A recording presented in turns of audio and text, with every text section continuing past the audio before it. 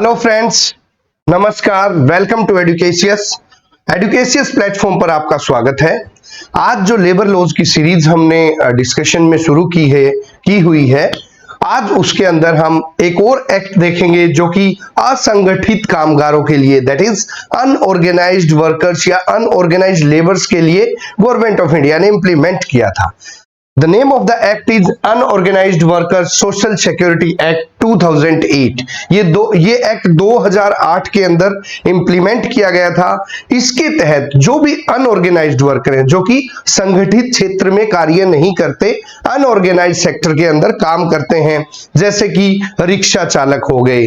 Rickshaw चालक आपको पता है कोई संगठित काम नहीं करते। मिस्त्री हो गए, जो सेल्फ एम्प्लॉयड मैसन्स होते हैं, वो हो गए। ठीक है, कचरा उठाने वाले हो गए, जो भी अपना क्लीनिंग करते हैं, वो हो गए।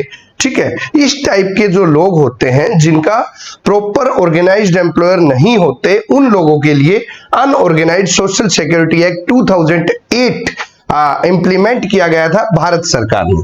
आइए शुरू करते हैं आज का discussion unorganised worker social security act का।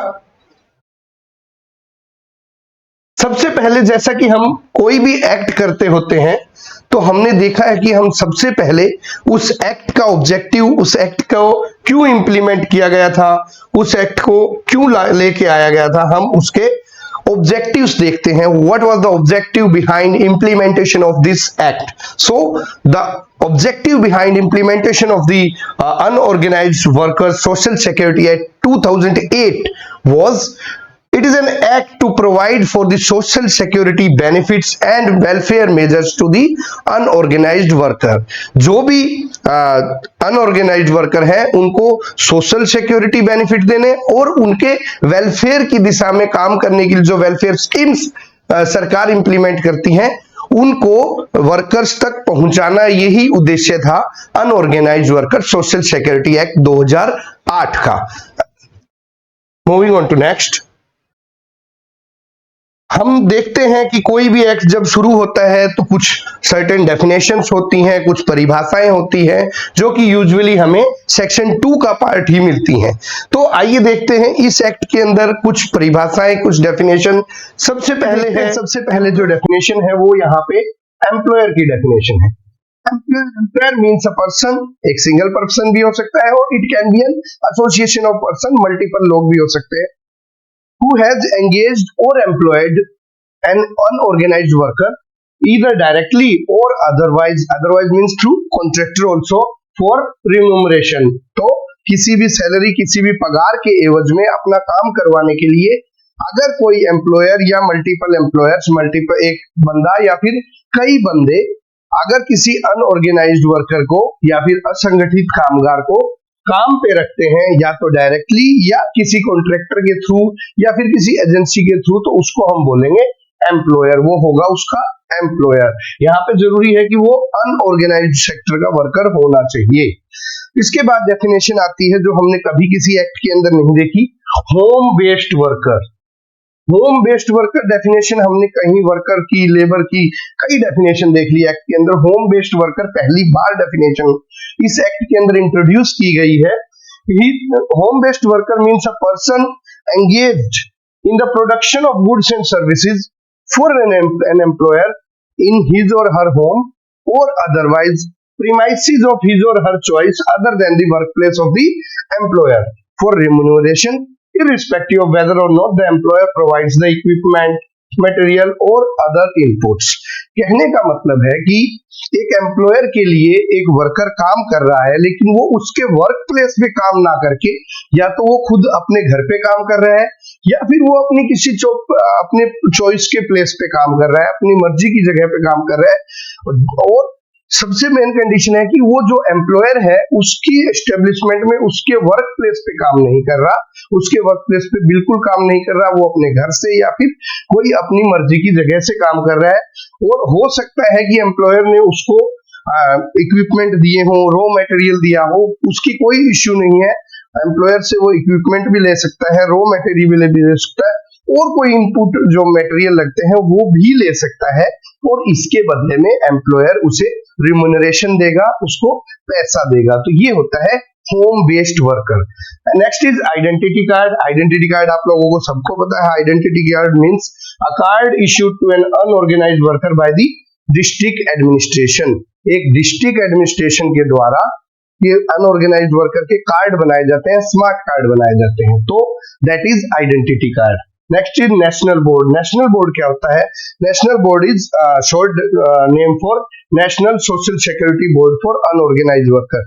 National social security board for unorganised worker को हम नेशनल बोर्ड भी बोल देते हैं। सिमिलरली हर स्टेट का अलग अनऑर्गेनाइज्ड वर्कर का बोर्ड बनाया होता है, तो state board means name of the state, whether it's Haryana, Punjab, Tamil Nadu, Maharashtra, whatever be the name of the state, और उसके बाद स्टेट सोशल सिक्योरिटी बोर्ड, मतलब Haryana state social security board for unorganised worker.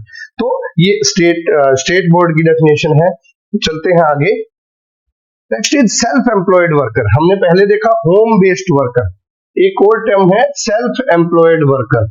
Self employed worker means any person who is not employed by any employer but he works in an unorganized sector subject to monthly earning as specified by the central or state government, or he holds a cultivable land subject to ceiling specified by the state government। मतलब self employed worker वो worker होता है जो खुद से काम करता है, जैसे कि उसका कोई एम्प्लॉयर नहीं होता। अगर वो अनऑर्गेनाइज सेक्टर में काम भी करता है तो उसको मंथली अर्निंग मिलती है, ठीक है, या फिर वो खुद की खेती करता है, या वो खुद की दुकान चलाता है। दुकान इन द सेंस की लगा लीजिए कि एक वर्कर है जो कि कुछ लकड़ी की कुछ चीजें बनाता है, तो वो लकड़ी का काम तो वर्किंग लेबर कर रहा है और वो लकड़ी की चीजें बना रहा है। मान लीजिए पेड़ से काट के उसको एक फट्टे का रूप दे रहा है या फिर कोई टेबल का रूप दे रहा है, तो वो है अनऑर्गेनाइज सेक्टर का वर्कर, और वो है सेल्फ एम्प्लॉयड वर्कर। तो यहाँ पे सेल्फ एम्प्लॉयड वर्कर की डेफिनेशन है कि if he works in unorganised sector और if he has cultivable land, खेती करने योग्य उसके पास भूमि है, और वो भूमि जो लैंड सीलिंग्स एक्ट है उसके प्रोविजन के हिसाब से है जो कि स्टेट गवर्नमेंट लागू करती है। उसके बाद आता है अनऑर्गेनाइज सेक्टर। हमने बार बार अनऑर्गेनाइज सेक्टर वर्ड यूज कर रहे हैं। अनऑर्गेनाइज सेक्टर क्या होता है? Unorganise sector means an enterprise owned by an individual और a self employed workers and engaged in the production or sales of goods and providing services of any kind whatsoever it may be, and where the enterprise employs the number of such worker is 10।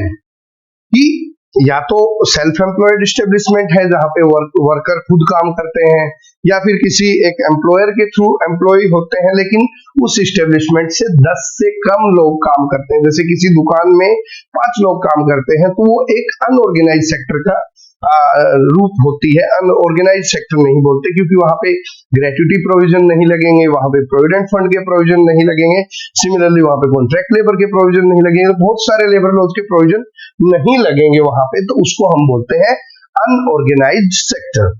Then is unorganised worker. जो worker in unorganised sector में काम करता है he is unorganised worker. Unorganised worker means home based worker, या तो वो home based worker है जो डेफिनेशन हमने पहले देखी थी कि वो अपने घर से या अपनी मर्जी की जगह से काम करता है, और he can be a self employed worker, वो सेल्फ एम्प्लॉयड वर्कर भी हो सकता है, और wage worker in the unorganised sector. इस सेक्टर के अंदर वेज वर्कर भी हो सकता है, मतलब जहां पे 3 लोग काम कर रहे हैं किसी एक दुकान में, तो भी वो एक अनऑर्गेनाइज वर्कर ही माना जाएगा।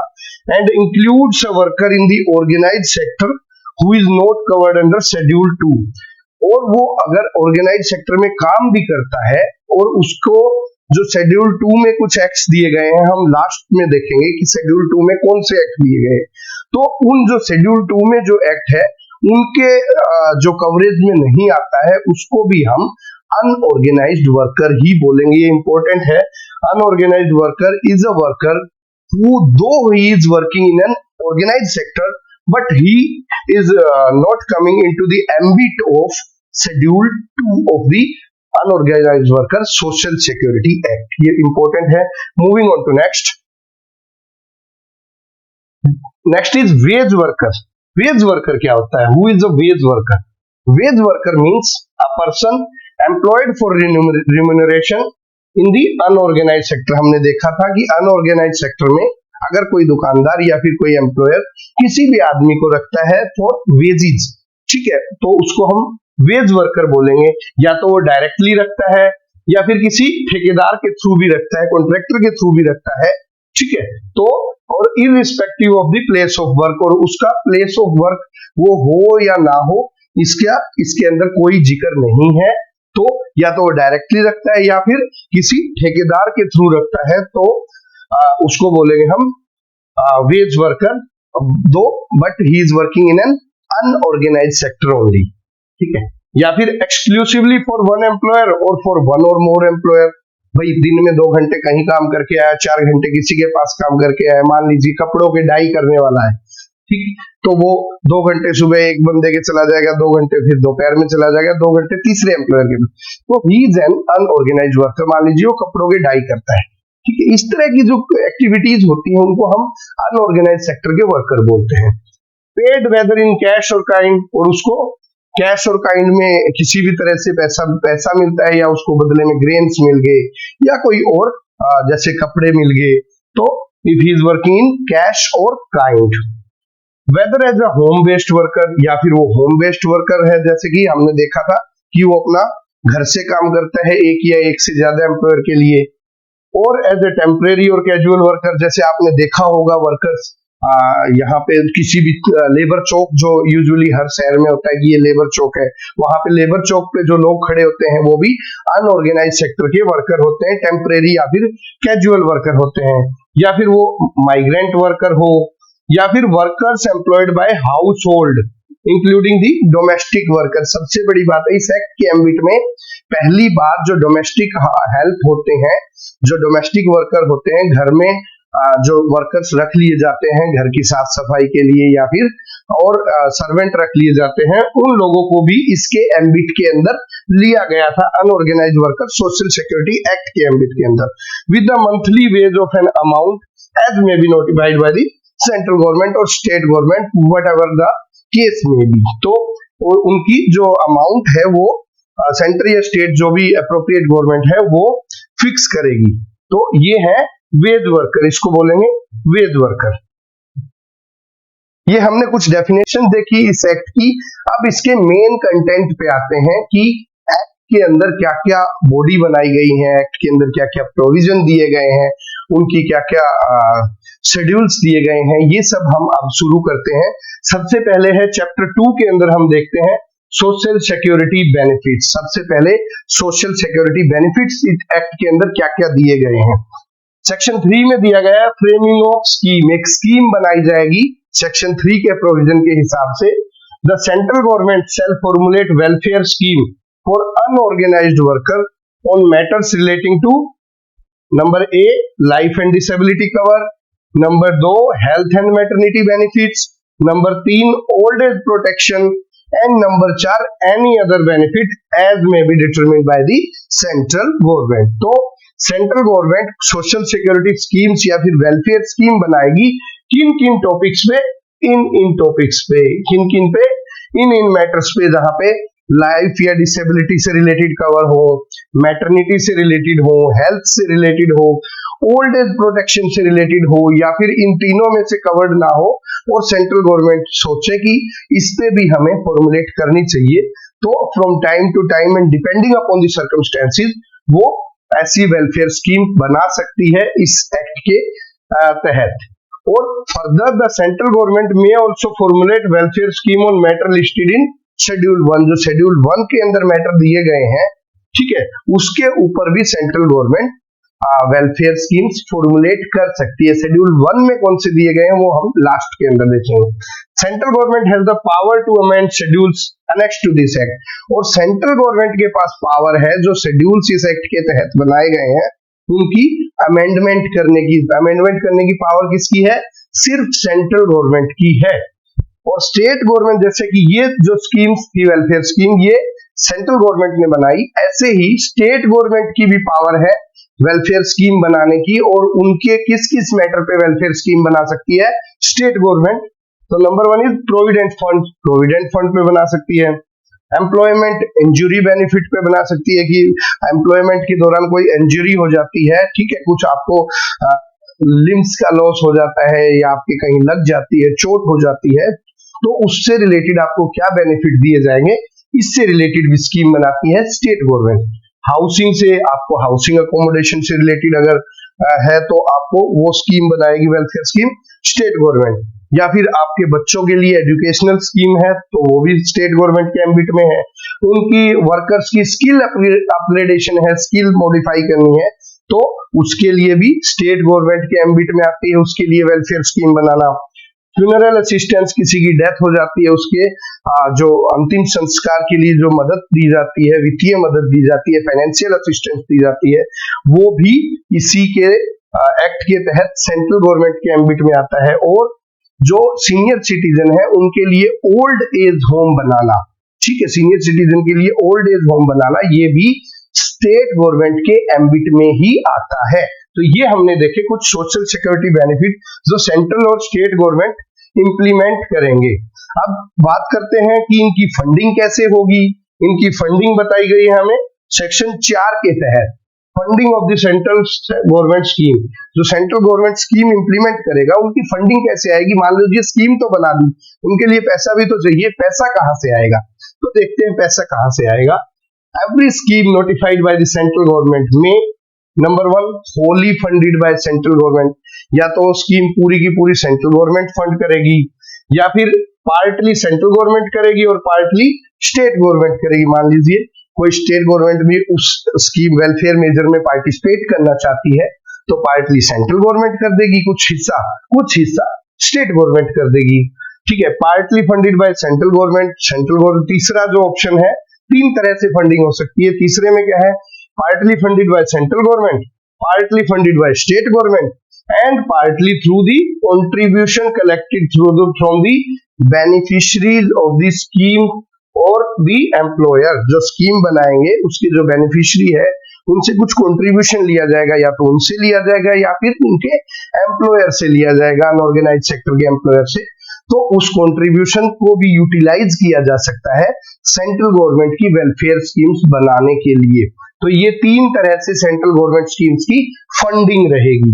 Every scheme of the central government by the central government shall have the following detail. और कोई भी सेंट्रल गवर्नमेंट वेलफेयर स्कीम बनाएगी उसके ये पार्ट होने बहुत जरूरी है। सबसे पहले उसका scope of the scheme, it shall have the scope of the scheme, की ये स्कीम है इसका कितना दायरा है, क्या स्कोप है, ठीक है। इसके अंदर, इस स्कोप के अंदर आने वाले कौन कौन बेनिफिशियरी होंगे, किन लोगों के लिए स्कीम लाई गई है, रिसोर्सेज कहां से आएंगे, इस स्कीम को इंप्लीमेंट करने के लिए क्या क्या रिसोर्सेज चाहिए हैं और वो रिसोर्सेज कहां से आएंगे, ठीक है। उसके बाद क्लियरली लिखा होना चाहिए, बिल्कुल क्लियरली मेंशन होने चाहिए। और कौन सी ऐसी एजेंसी हैं, भी लेबर डिपार्टमेंट है, स्टेट लेबर डिपार्टमेंट है, सेंट्रल लेबर डिपार्टमेंट है, या फिर कोई अन्य कोई फैक्ट्रीज का डिपार्टमेंट है, तो एजेंसी जो उन स्कीम को इंप्लीमेंट करेगी वो भी क्लियरली मेंशन्ड होनी चाहिए। और सबसे बड़ी बात है कि अगर कोई ग्रीवांस आता है, लोगों की कुछ इश्यू आते हैं, कंप्लेंट्स आती हैं, तो उनको हैंडल करने के लिए ग्रीवांस रिड्रेसल मशीनरी जो होगी वो भी इसके अंदर क्लियरली मेंशन्ड होनी चाहिए, रिड्रेसल ऑफ ग्रीवांसेस। और इन सबसे अलग भी कोई अगर मैटर है relevant to the welfare schemes तो वो भी इसके अंदर मेंशन किया जाएगा while formulating the welfare schemes. चलते हैं आगे। National social security board, section 3 के अंदर बताया गया है कि एक national social security board, chapter 2 के अंदर बताया गया है कि एक नेशनल सोशल सिक्योरिटी बोर्ड का गठन किया जाएगा। और जो बोर्ड बनाया जाएगा, जो सेंट्रल गवर्नमेंट उस बोर्ड को बनाएगी, और उसके अंदर कौन से मेंबर होंगे, नेशनल सोशल सिक्योरिटी बोर्ड में कौन से मेंबर होंगे। सबसे पहले जो बोर्ड के चेयरमैन होंगे वो होंगे union minister for labour and employment. जो भी लेबर मिनिस्टर है उस समय के, वो चेयरमैन रहेंगे इस बोर्ड के। वो की एक एक्स ऑफिशियो पोस्ट है, मतलब by the virtue of holding that office. Ex officio होता है by the virtue of holding that office. तो जो भी उस टाइम पे मिनिस्टर होंगे, लेबर एंड एम्प्लॉयमेंट मिनिस्टर होंगे, वो ऑटोमेटिकली इस बोर्ड के चेयरमैन माने जाएंगे। उसके बाद जो भी director general labour welfare DGLW जो होंगे वो मेंबर माने जाएंगे, उसके एक्स ऑफिशियो मेंबर माने जाएंगे। जो भी वहां पे डायरेक्टर जनरल लेबर वेलफेयर, जो लेबर डिपार्टमेंट की एक विंग होती है लेबर मिनिस्ट्री की, लेबर वेलफेयर विंग, तो उसके जो DGLW होंगे वो इसके एक्स ऑफिशियो मेंबर होंगे। उसके बाद 34 मेंबर और होंगे, इन दो लोगों के अलावा 34 मेंबर, 34 मेंबर्स और होंगे जो कि सेंट्रल गवर्नमेंट नॉमिनेट करेगी। किन किन लोगों के अंदर से? 7 तो 34 के अंदर से 7 तो मेंबर होंगे जो कि रिप्रेजेंट करेंगे अनऑर्गेनाइज सेक्टर के वर्कर्स को, 7 रिप्रेजेंट करेंगे अनऑर्गेनाइज सेक्टर के एम्प्लॉयर्स को, 7 रिप्रेजेंट करेंगे eminent person from civil society, civil society के कुछ एमिनेंट पर्सन, कुछ NGO के लोग, ठीक है, जो भी वहां पे सिविल सोसाइटी में काम करते हैं हमारे वर्कर्स की वेलफेयर के लिए या अनऑर्गेनाइज्ड वर्कर के वेलफेयर के लिए। 2 person representing members from Lok Sabha and 1 from Rajya Sabha, 2 Lok Sabha के मेंबर होंगे, 1 राज्यसभा का मेंबर होगा, ठीक है। 5 members representing central government ministries and department concern, 5 central government की मिनिस्ट्रीज से ऑफिसर्स या फिर जो भी ऑफिशियल्स होंगे वो लिए जाएंगे, और 5 लिए जाएंगे मेंबर्स स्टेट गवर्नमेंट से, भाई पूरे इंडिया में से 5 लोग डिफरेंट डिफरेंट स्टेट से लिए जाएंगे। तो ये टोटल हो गए 34 members plus 1 DGLW and the chairman is minister of labour and employment, union minister of labour and employment. So this is National Social Security Board. So this is the National Social Security Board. There will be an adequate representation of person belonging to ST, SC category, ST category, OBC minority category as well as women. तो यहाँ पे महिलाओं का, SC, ST जो scheduled caste, scheduled tribe है या फिर minorities का एडिकेट रिप्रेजेंटेशन होनी चाहिए, ठीक है। और चेयरमैन और जो other member of the board है वो एमिनेंट पर्सन होने चाहिए, किस फील्ड के? लेबर वेलफेयर की फील्ड के, मैनेजमेंट के, फाइनेंस के, लॉ के और एडमिनिस्ट्रेशन के, इन सबसे संबंधित लोग ही होने चाहिए इस बोर्ड के, नेशनल सोशल सिक्योरिटी बोर्ड के मेंबर्स। इनकी जो टर्म है नेशनल बोर्ड की वो 3 साल की टर्म है, और आपको एटलीस्ट साल में 3 मीटिंग तो करनी ही जरूरी है। The board shall meet at least thrice a year, साल में 3 बार मिलना जरूरी है। The national board shall perform the following function। अब इसके बोर्ड के फंक्शन क्या होते हैं आइए देखते हैं, नेशनल बोर्ड क्या क्या फंक्शंस देगा। तो national board shall perform the following functions, namely number 1, recommend to the central government suitable schemes for unorganized worker। Central government को रिकमेंडेशन देगा कि अनऑर्गेनाइज्ड वर्कर के लिए ये स्कीम होनी चाहिए, इस सेक्शन के लिए ये स्कीम लागू की जाए या फिर बनाई जाए। बेसिकली ये रिकमेंड करेगा, सिर्फ एडवाइस करेगा। ये सेंट्रल गवर्नमेंट को एडवाइस करेगा इस एक्ट के एडमिनिस्ट्रेशन के रिगार्डिंग भी, अगर कोई इश्यू आ रहा है, कोई ग्रीवांस आ रहा है तो इस एक्ट के जो एडमिनिस्ट्रेशन है उससे रिलेटेड भी एडवाइस करेगा। जो social security schemes, social welfare measures या स्कीम्स अनऑर्गेनाइज्ड वर्कर्स के लिए सेंट्रल गवर्नमेंट के एम्बिट में जो चलाई गई हैं, सेंट्रल स्फीयर में जो चलाई जा रही हैं, उनकी मॉनिटरिंग करना भी इस नेशनल सोशल सिक्योरिटी बोर्ड का काम है। जो भी रजिस्ट्रेशन और आइडेंटिटी कार्ड इश्यू हो रहे हैं उनकी प्रोग्रेस को देखना भी इसका काम है। रिकॉर्ड जो कीपिंग फंक्शन है, जो भी स्टेट लेवल पे रिकॉर्ड बनाए जाते हैं डिस्ट्रिक्ट एडमिनिस्ट्रेशन के द्वारा, ठीक है, उनके ऊपर कितना खर्च आया, कैसे रिकॉर्ड है, उनकी पूरी प्रोग्रेस लेना, रिव्यू करना भी इसका काम है। और इस एक्ट से रिलेटेड या फिर सेंट्रल गवर्नमेंट कुछ समय समय पे जो भी मीटिंग या फिर कुछ एडवाइस के लिए कुछ कार्य अगर देती है इनको, तो उसके ऊपर एडवाइस करना भी, उसके ऊपर फंक्शन करना भी नेशनल सोशल सिक्योरिटी बोर्ड का ही काम है। देखते हैं आगे।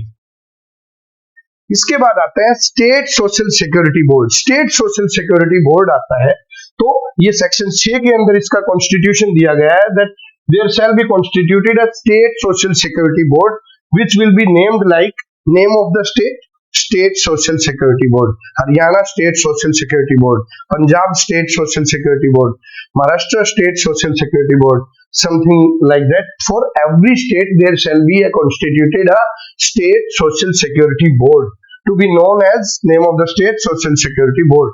अब इस बोर्ड के कौन कौन मेंबर होंगे, जैसे हमने देखा था कि union minister of labour and then DGLW और 34 मेंबर्स और थे।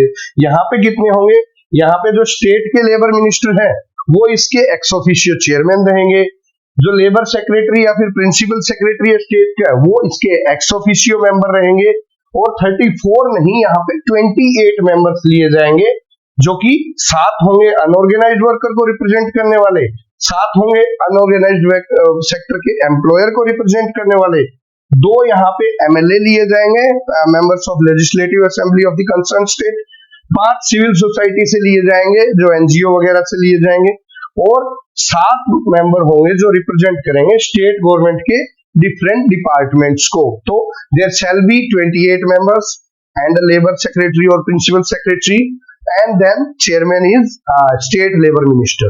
So this is the constitution of the social security board. Moving on to next. अब इसका क्या काम रहेगा, ये सेम बात रखी है कि यहाँ पे भी SC ST माइनॉरिटी और वीमेन को एडिकेट रिप्रेजेंटेशन देनी है, और जो मेंबर्स होंगे वो labour welfare management, finance, law और एडमिनिस्ट्रेशन के फील्ड से ही होने चाहिए। जहां पे भी बोर्ड की 3 साल की ही टर्म्स दी गई है, और ये at least once in a quarter मिलना चाहिए, वो साल में 3 बार मिलता है, ये हर क्वार्टर में एक मीटिंग होनी जरूरी है।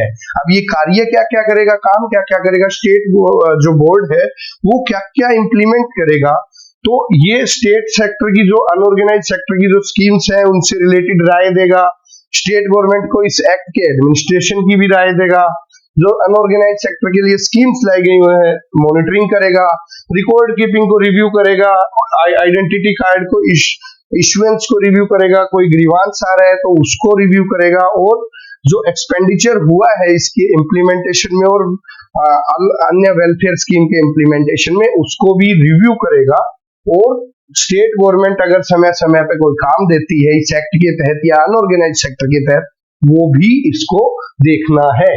तो ये है स्टेट सोशल सिक्योरिटी बोर्ड के काम।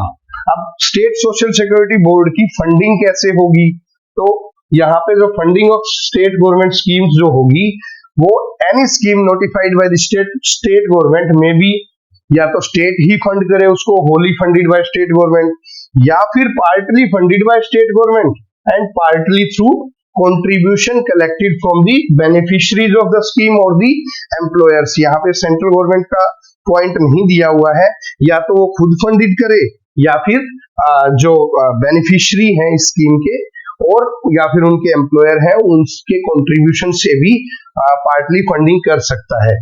अगर फिर भी स्कीम इंप्लीमेंट करने में इश्यू आ रहे हैं, दिक्कत आ रही है, तो फिर जाके 3rd नंबर पे ये सेंट्रल गवर्नमेंट की मदद मांग सकता है कि हमें फंडिंग में मदद चाहिए। तो this is related to the funding of the state welfare schemes. Then is record keeping by district administration. यहाँ पे डिस्ट्रिक्ट एडमिनिस्ट्रेशन का बहुत ही बड़ा अहम रोल दिया जाता है। सेक्शन 8 ये कहता है कि डिस्ट्रिक्ट एडमिनिस्ट्रेशन जो होता है वो इसके जो रिकॉर्ड है अनऑर्गेनाइज वर्कर के, उसकी जिम्मेदारी है कि रिकॉर्ड बनाए, आइडेंटिटी कार्ड वगैरह दे।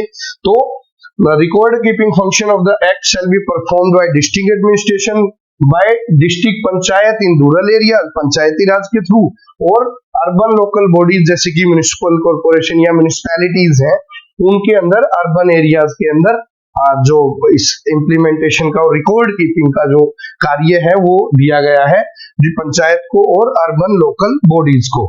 तो ये था record keeping. Then is workers facilitation centre. यहाँ पे वर्कर्स के लिए एक फैसिलिटेशन सेंटर बनाए जाएंगे जो कि समय समय पे इस एक्ट से या फिर वेलफेयर स्कीम से रिलेटेड जानकारियां उन लोगों को देंगे, सभाएं करके देंगे या फिर कोई प्रोग्राम करके, नाटक नुक्कड़ करके, ठीक है, जो सोशल सिक्योरिटी स्कीम्स अवेलेबल है उन लोगों के लिए उसकी जानकारियां देंगे through various mediums.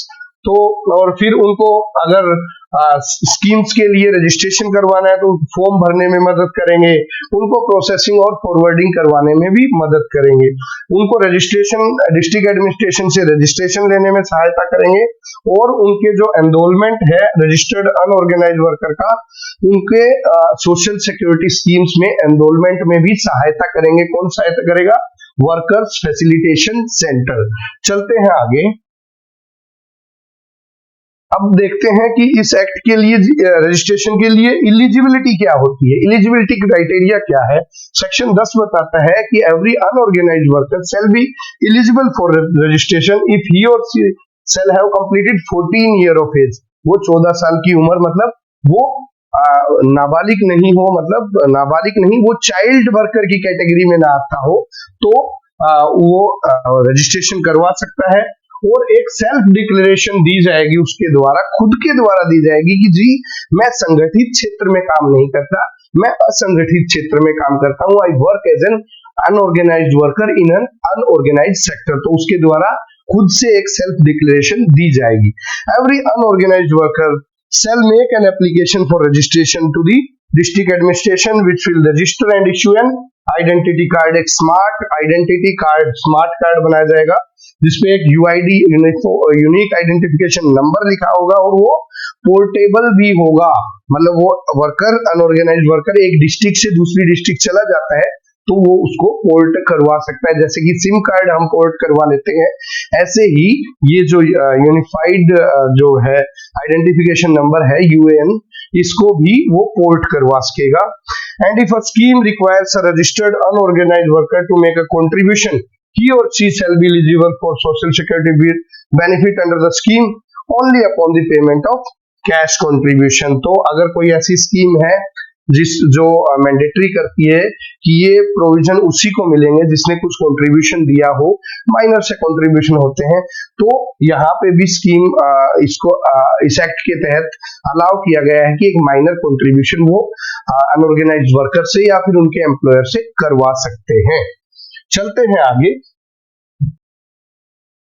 Powers of central and state government. यहाँ पे स्टेट गवर्नमेंट और सेंट्रल गवर्नमेंट की क्या क्या पावर है।